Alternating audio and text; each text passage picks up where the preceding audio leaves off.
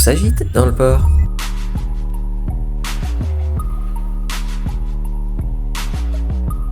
Commençons le montage de notre appareil à gouverner par la partie supérieure du safran tribord. La mise en place d'un support provisoire sera éventuellement nécessaire pour créer un point d'accroche. On utilise un palan afin de faire progresser son axe le long du tube jaumière. Soyez particulièrement attentif à sa position finale, de sorte qu'il ne soit ni trop haut, ni trop bas, et surtout mais qu'il puisse toujours tourner sur lui-même sans rencontrer de résistance trop forte. Le levage de la mèche de safran doit être bien centré. Afin de pouvoir retirer le palan en toute sécurité, il vous faudra sécuriser l'axe que vous venez d'installer, en ayant recours à une cale de bois par exemple, placée sous la coque, devant la tuyère. Vous pouvez dès à présent suivre le processus de montage sans craindre que cette lourde pièce point en inox ne tombe sur la tête d'un collègue qui aurait la mauvaise idée de passer juste dessous.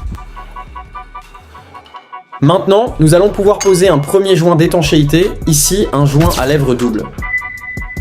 Passons à un élément qui aura un rôle crucial dans le bon fonctionnement des safrans, le roulement. Il en existe de plusieurs sortes, mais nous en reparlerons lors d'une prochaine vidéo.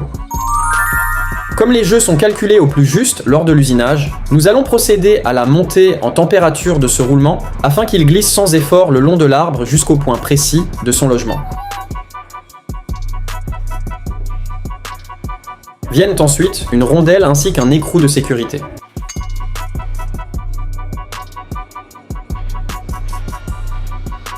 La rondelle possède une dent intérieure qui vient se loger dans un espace dédié sur l'axe du safran.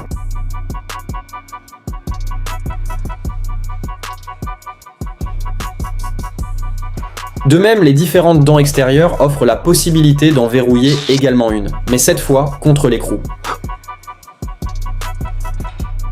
Quand ces deux dernières pièces correspondent et permettent le repli d'une dent contre son logement, utilisez votre maillet pour cette étape, votre résultat sera bien plus propre. Wow. Notre prochaine étape consiste maintenant à refermer ce tube jaumière.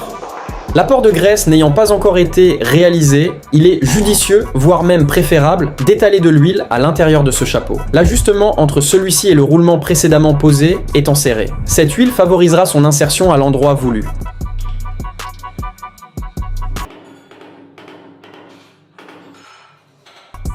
Ainsi, vous n'aurez pas à taper comme un forcené sur votre ouvrage.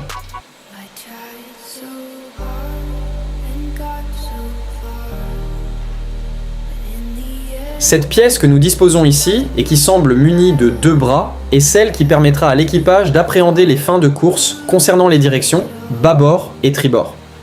Au bout de chaque bras, un capteur indiquera au vérin qu'il ne peut pas virer plus.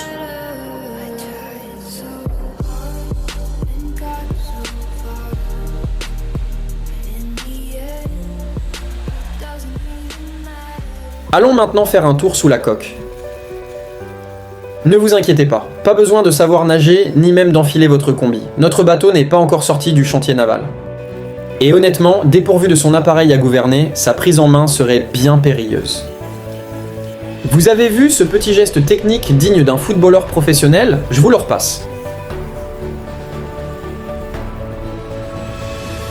Allez, revenons à notre safran. L'idée maintenant est de le positionner en équilibre sur cette table élévatrice. Ainsi, en le guidant sous sa partie supérieure, il nous restera à boulonner l'ensemble. Je pense que vous l'aviez imaginé, mais avant d'être sanglé, il était maintenu par un pont. Nous ne nous risquerions pas à le laisser en équilibre ne serait-ce qu'un instant, ni même à tenter de le retenir à l'aide de nos bras.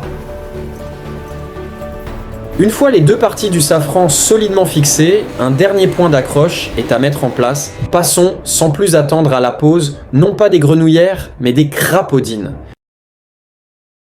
Enfin, et ce sera la dernière étape de cette première partie, pour valider nos précédentes opérations. N'oublions pas de vérifier la facilité de mouvement rotatif du safran. Vous saurez tout sur les vérins, les calculateurs d'angle, les capteurs de fin de course, etc. Et si ce n'est pas encore fait, je vous invite à vous abonner, à commenter et même à liker. Ça ne mange pas de pain et ça nous aide énormément. Merci et à bientôt.